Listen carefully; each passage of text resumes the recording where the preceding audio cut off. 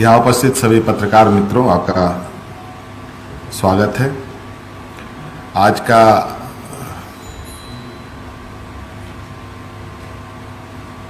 Press conference का विषय मैं आपके समक्ष रख रहा हूँ।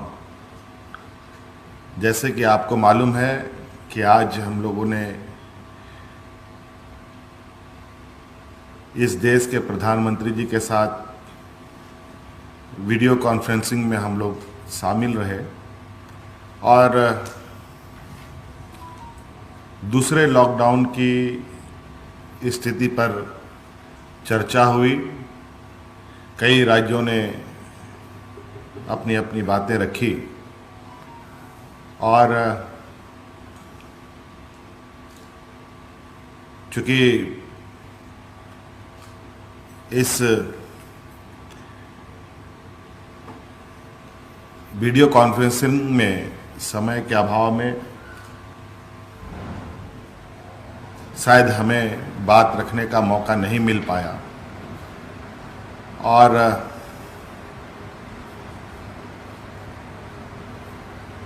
इसको लेकर हमने कल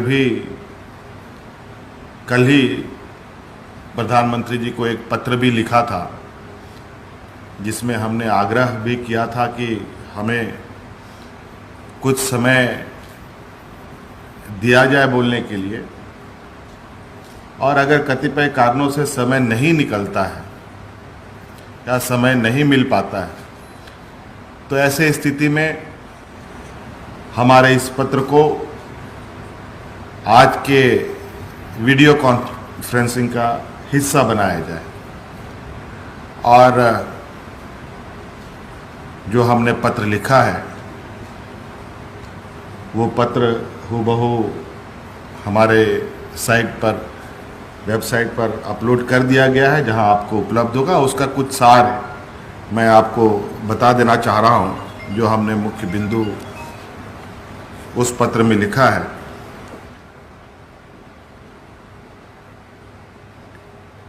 चर्चाएं सभी राज्यों ने किया, सभी मौजूदा बदलते हालात पर भी लोगों ने बातों को रखा।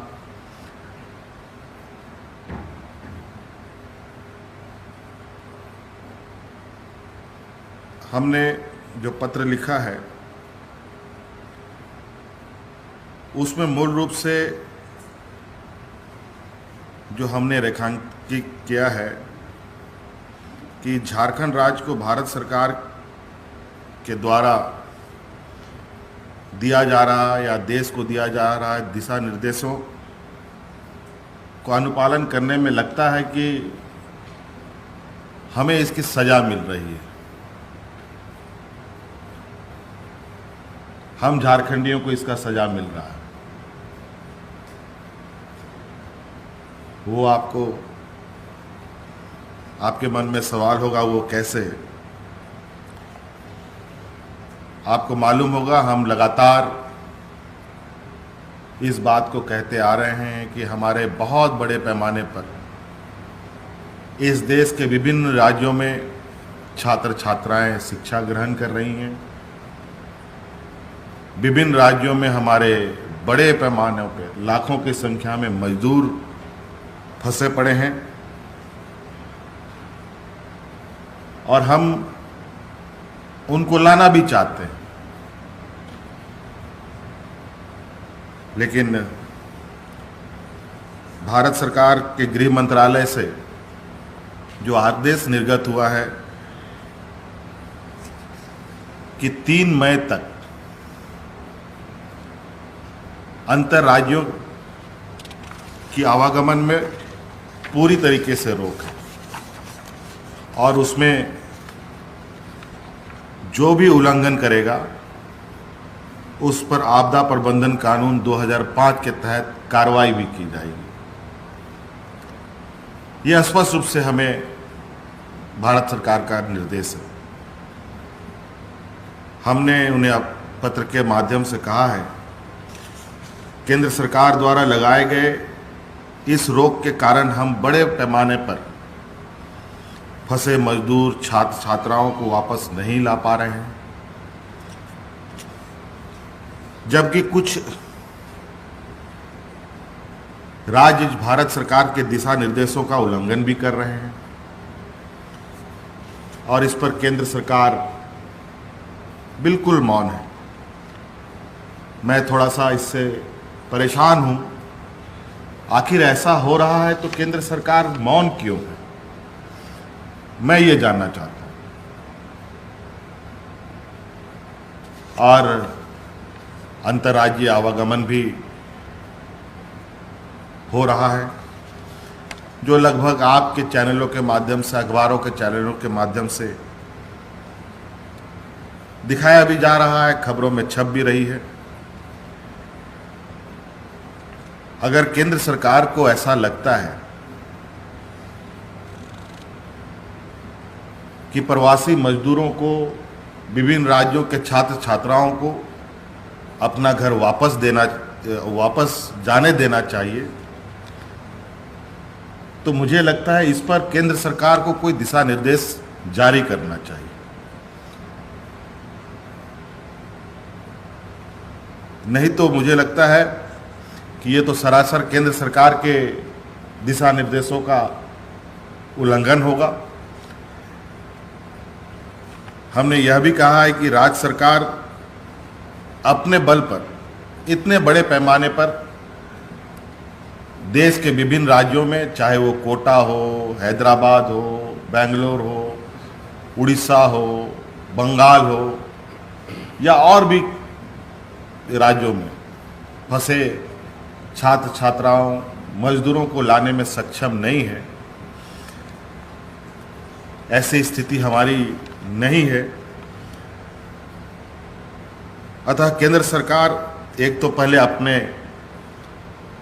आदेश को बदले ताकि हम वैधानिक तरीके से मजदूर छात्र छात्राओं को लाने का काम कर सकें, और हम कानून तोड़कर यह काम नहीं करना चाहते हैं। हमारा यही एक उद्देश्य है। दूसरी बात हमने कही है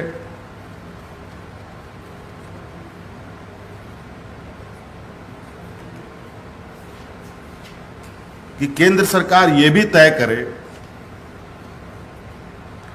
और ये भी बताए जो बाहर फंसे मजदूर छात्र छात्राओं को किस प्रकार झारखंड वापस लाया जा सकता है। कोई असम में है, कोई जम्मू कश्मीर में है, कोई हैदराबाद में है, कोई बेंगलोर में है, कोई कोटा में है, कोई राजस्थान में है, कोई उड़ीसा में है। ऐसे अनेकों जगह किस तरीके से चीज़ों को हम ला सकते हैं।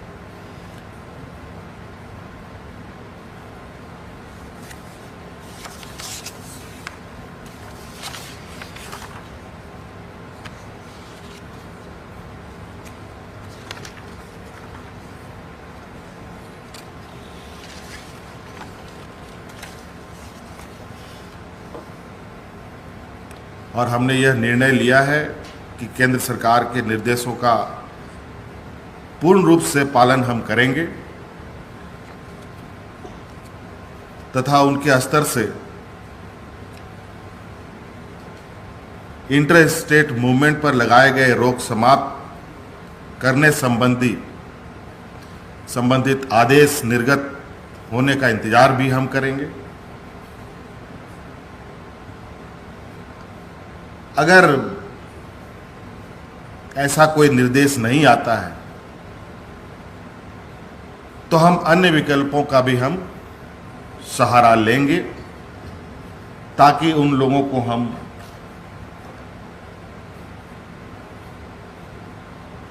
अपने राज्य में ला सकें।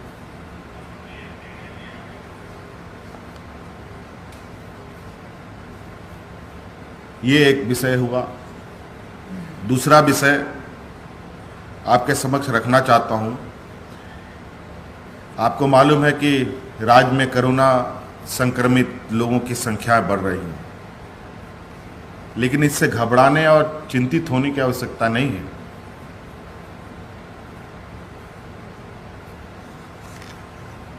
बल्कि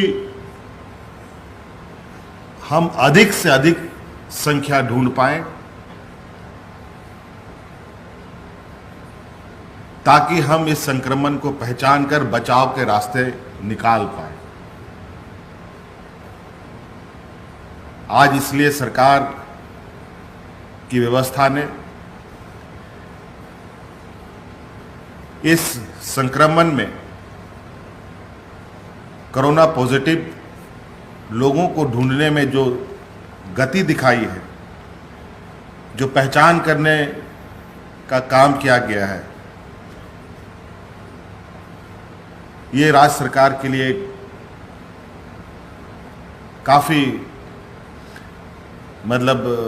कहा जाए अभी बहुत ज़्यादा खुश होने की ज़रूरत तो नहीं है, लेकिन संतोषजनक बात है। और हमारी ये चिंता है कि जल्द से जल्द राज्य के हर कोने से ऐसे लोगों की पहचान की जाए जो लोग संक्रमित हैं, तथा उन्हें समुदाय से अलग रह करके उनके लिए उचित इलाज की व्यवस्था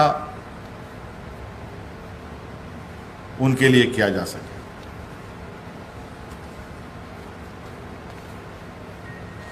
आज इस संक्रमण को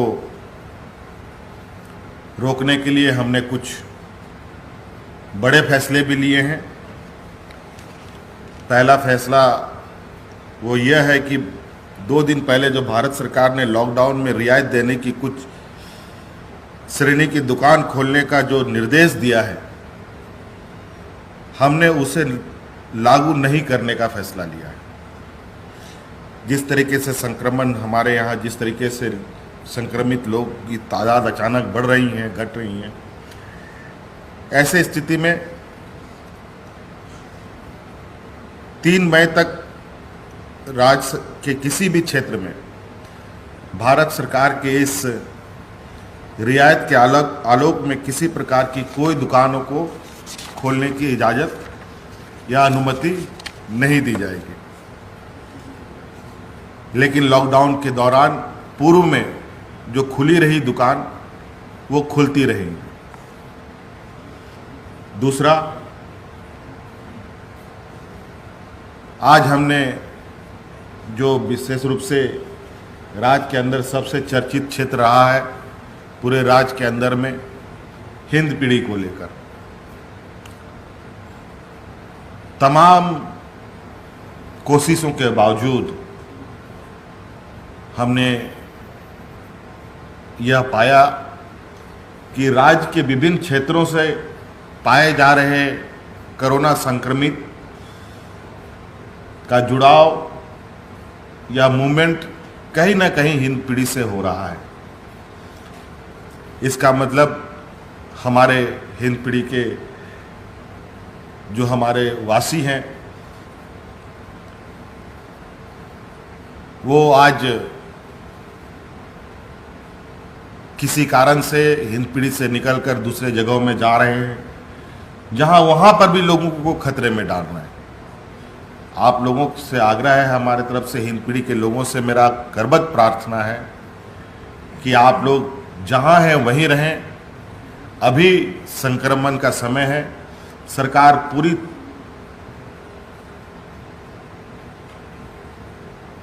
लगन के साथ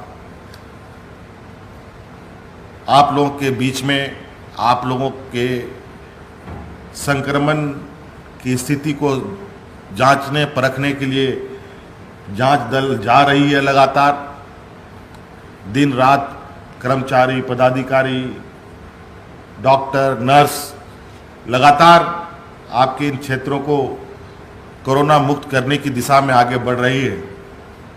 और ऐसी हालात में आप इधर उधर जा कर के और भी लोगों को संक्रमित कर और भी जगहों को के लोगों की जान खतरे में डाल रहे हैं।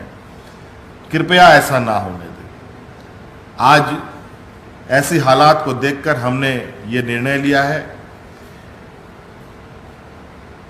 कि हिंदपीढ़ी क्षेत्र में अब सीआरपीएफ की निगरानी में वो क्षेत्र रहेगा और वहां पर पूरी तरीके से आवाजाही जो बाहर कोई बेड़ो चला गया, कोई गढ़वा चला गया, कोई कहीं चला गया, ये अब इसे रोकना पड़ेगा, तभी हम इस संक्रमण में से लड़ सकते हैं।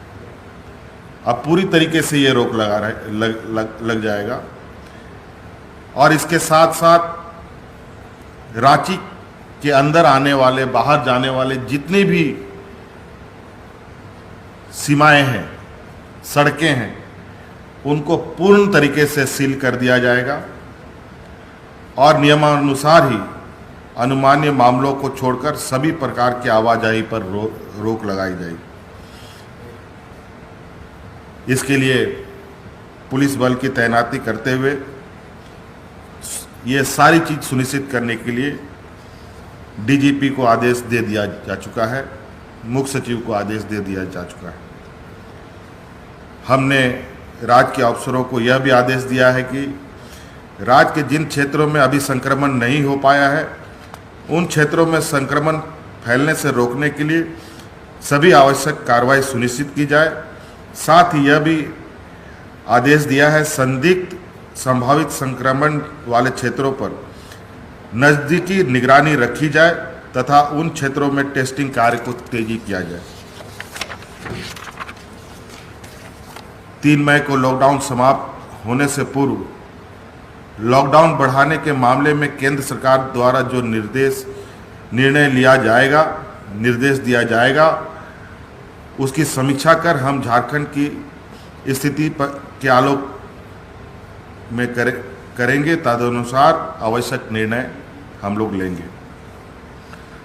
ग्रामीण क्षेत्रों में रोजगार के अवसरों का सृजन करने के लिए एक कार्य योजना तैयार की जा रही है, जिसके साथ ग्रामीणों को रोजगार उपलब्ध कराने का दिशा में आवश्यक कार्रवाई की जानी है।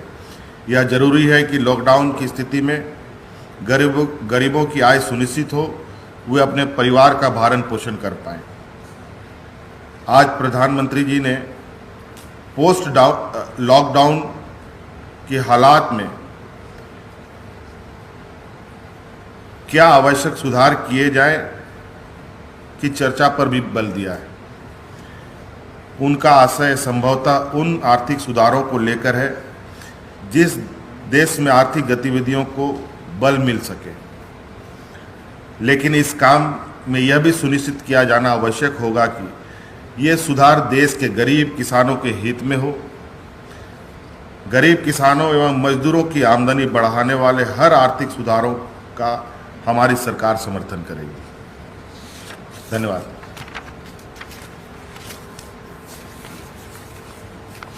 सर, ये जो सीआरपीएफ है, ये सिर्फ हिंदपीढ़ी में ही नहीं है, पूरे रांची शहर में, लेकिन डीजीपी ने पूरे रांची की बात की थी।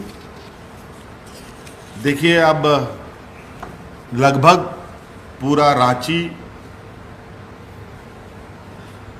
और जिलों की अपेक्षा ज़्यादा चौक चौक करने के साथ बंद किए जाएंगे।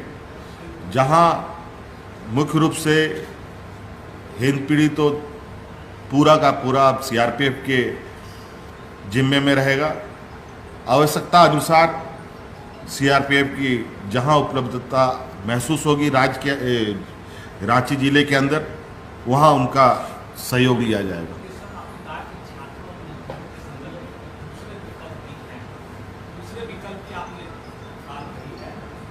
दूसरे विकल्प अभी हम सोचेंगे छात्रों और मजदूरों के संदर्भ में। बीजेपी के कुछ नेता या सांसद लगातार सोशल मीडिया पर भी डाल रहे हैं, ट्विटर पर, कि कोटा के सांसद लोकसभा के स्पीकर से बात हो गई है, कोई भी अपने पेरेंट्स जाकर ला सकते हैं बच्चों को, सरकार मदद करे। हाँ, वो कह रहे हैं कि सरकार की मदद चाहिए, वहाँ लोग भेजने के लिए तैयार हैं। देखिए, लॉकडाउन का आदेश स्पीकर ने नहीं दिया है, ये भारत सरकार ने दिया है और भारत सरकार के आदेशों का अनुपालन राज्य सरकार कर रही है। आज नियमानुसार बिना उस आदेश को बदले मैं समझता हूं ये कार्य करना केंद्र सरकार के दिशा निर्देशों का उल्लंघन कर रहे हैं।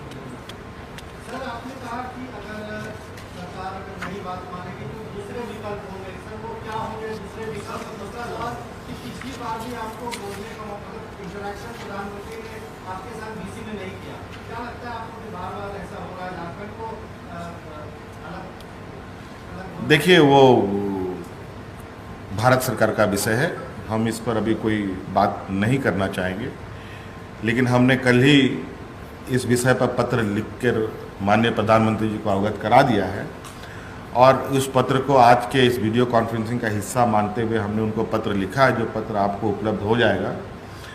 और इस विषय पर हमने मार्गदर्शन मांगा है और वो ये भी जानते हैं कि कई राज्य ये काम कर रहे हैं, उसके बावजूद केंद्र सरकार मौन है। आखिर क्यों?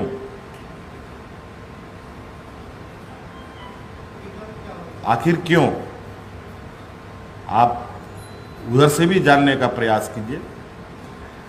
हम अगर ऐसे ही सब चुपचाप चलेगा तो मैं समझता हूं कि ये जो लोग जो इस तरीके से हो रहे हैं, ये कानून का, केंद्र सरकार का दिशा निर्देशों का उल्लंघन है और इसके लिए और भी फोरम है, हम लोग उस विषय पर आगे बढ़ेंगे। हमने कहा है कि हम दूसरे विकल्प का भी हम सहारा ले सकते हैं, ज़रूरत पड़ेगा तो कल हम कोर्ट भी जाएंगे। सर आपने कहा कि हिंदपीढ़ी से हिंदपीढ़ी से लोग बाहर गए, संक्रमण फैला, अब ऐसा नहीं होगा, लेकिन सर हिंदपीढ़ी को अगर छोड़ दिया जाए, उस हॉटस्पॉट को छोड़ दिया जाए, सदर अस्पताल से जो नर्सिंग स्टाफ से संक्रमित पाई गई, सर कहीं ना कहीं इसे चूक तो मानते हैं आप स्वास्थ्य महत्व? मित्रों, थोड़ा सा आप बात को इस तरीके से लीजिए कि आप अगर कहीं बाल कटाते हैं तो बाल का टुकड़ा आपके शर्ट पे नहीं लगेगा, ऐसा संभव है? आज ये ऐसी चीज है, आज वहाँ लोगों को इलाज नहीं भी किया जाए, ये भी मानवता का खिलाफ। आज एन केन प्रकारेण पूरे राज्य की निगाहें और राज्य की स्वास्थ्य व्यवस्था आज पूरी तरीके के सरकार के कंधे पर है। आज जिस तरीके से चीज़ें आप देख रहे हैं, इतना आसान नहीं है। आज हमारे स्वास्थ्यकर्मी अपने जान जोखिम में डालकर ये कार्य कर रहे हैं। आज आपको ऐसी स्थिति पर